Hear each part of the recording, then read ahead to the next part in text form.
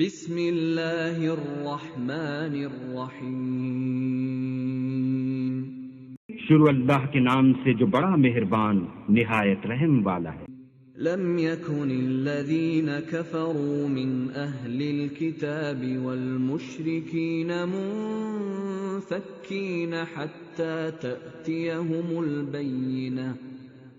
جو لوگ کافر ہیں یعنی اہل کتاب اور مشرک وہ کفر سے باز رہنے والے نہ تھے جب تک کہ ان کے پاس کھلی دلیل نہ آتی۔ رسول من اللہ يتلو صحفا مطہرہ، یعنی اللہ کے پیغمبر جو پاک اوراق پڑھتے ہیں، فیہا کتب قیمہ، جن میں مستحکم آیتیں لکھی ہوئی ہیں۔ وما تفرق الذين اوتوا الكتاب الا من بعد ما جاءتهم البينة۔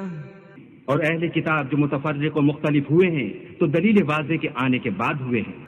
وما امروا الا ليعبدوا الله مخلصين له الدين حنفاء ويقيموا الصلاة ويؤتوا الزكاة وذلك دين القيمة۔ اور ان کو حکم تو یہی ہوا تھا کہ اخلاص عمل کے ساتھ اللہ کی عبادت کریں اور ایک سو ہو کر اور نماز پڑھیں اور زکوٰۃ دیں، اور یہی سچا دین ہے۔ ان الذين كفروا من اهل الكتاب والمشركين في نار جهنم خالدين فيها اولئك هم شر البرية۔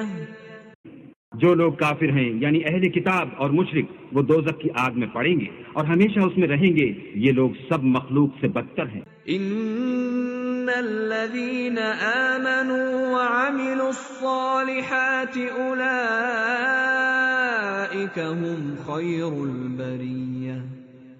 اور جو لوگ ایمان لائے اور نیک عمل کرتے رہے وہ تمام خلقت سے بہتر ہیں۔